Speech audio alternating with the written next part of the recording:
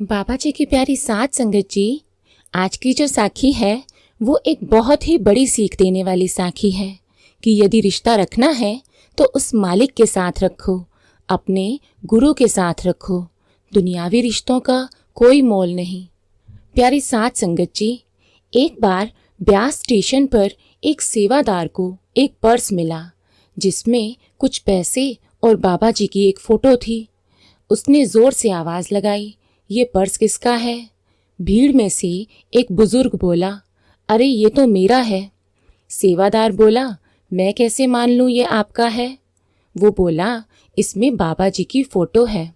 सेवादार बोला, वो तो यहाँ कई लोगों के पर्स में होगी, कोई और निशानी बताओ।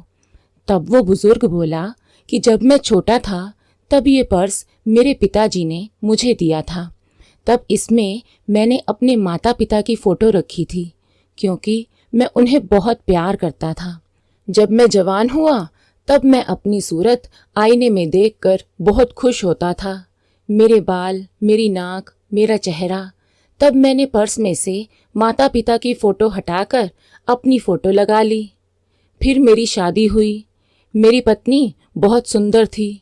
मैंने अपनी फ़ोटो हटाकर उसकी फ़ोटो पर्स में रख ली और सुबह शाम उसी को देख देख कर खुश होता रहा।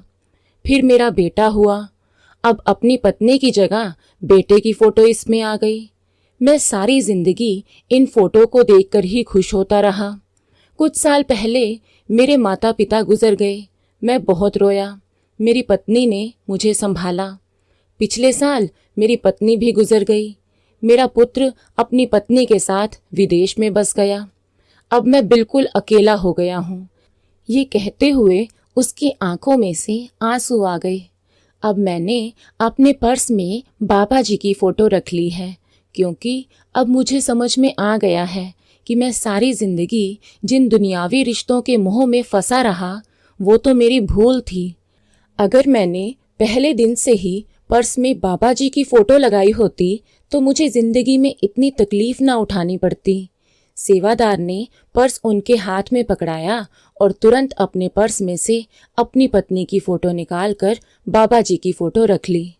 प्यारी साथ संगत जी, कहा भी गया है, गुरु का हाथ पकड़ने की बजाय अपना हाथ गुरु को पकड़ा दें, क्योंकि गलती से हम गुरु का हाथ छोड़ सकते हैं, लेकिन जब गुरु हमारा हाथ पकड़ेंगे तो कभी नहीं छोड़ेंगे।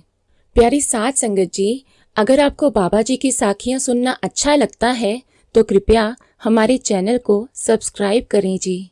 राधा स्वामी जी।